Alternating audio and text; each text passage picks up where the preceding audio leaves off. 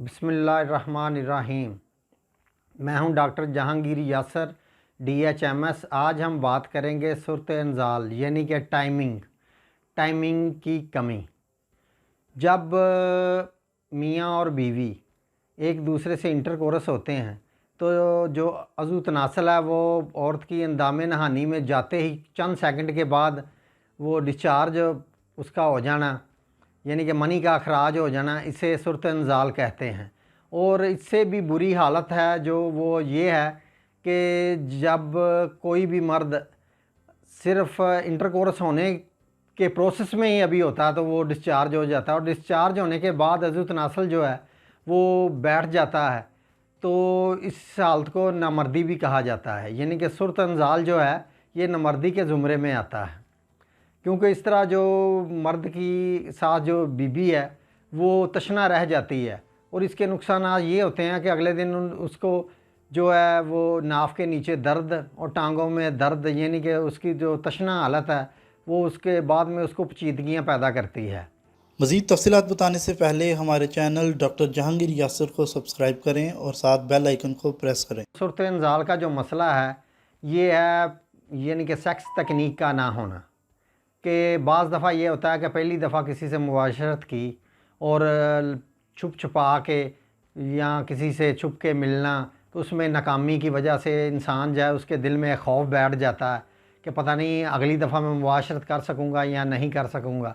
इसके लिए चाहिए कि एक पुरसकून माहौल हो, यानी कि जैसे मियाँ बीवी हैं वो रिलैक्स हों और फिर इंटरकोर्स हों तो ये मसला उनको नहीं होता।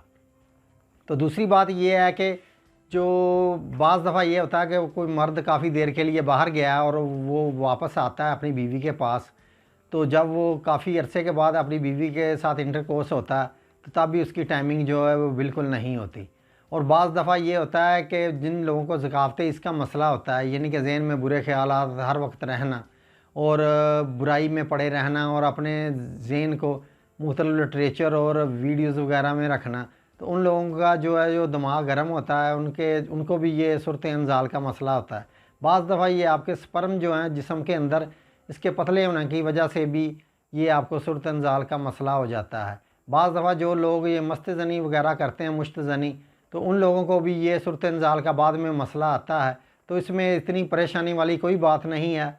इंशाअल्लाह ताला हम आपको इसका इलाज भी बताएंगे, एहतियात भी बताएंगे। तो दोस्तों, इसके लिए मैं पहले इलाज से पहले कुछ एहतियात बताऊंगा आपको। वो ये हैं कि सबसे पहले आपने अपने ज़हन को साफ़ रखें और आपने गर्म चीज़ों से परहेज़ रखना है, और इसके लिए आपने कोई लिटरेचर और कोई गंदा मवाद नहीं देखना।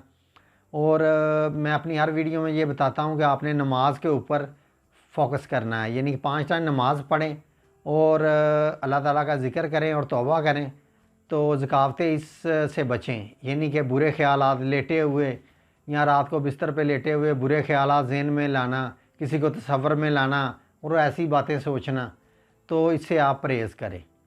और अब चलते हैं इसके इलाज की तरफ।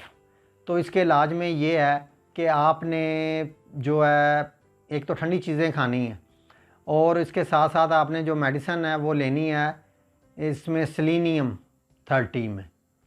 30 में आपने लेनी है, और इसको आपने लेना है एक दिन में 4 दफ़ा, यानी कि 5-5 कतरे आधा घूंट पानी के अंदर डाल के आपने इसके लेने हैं।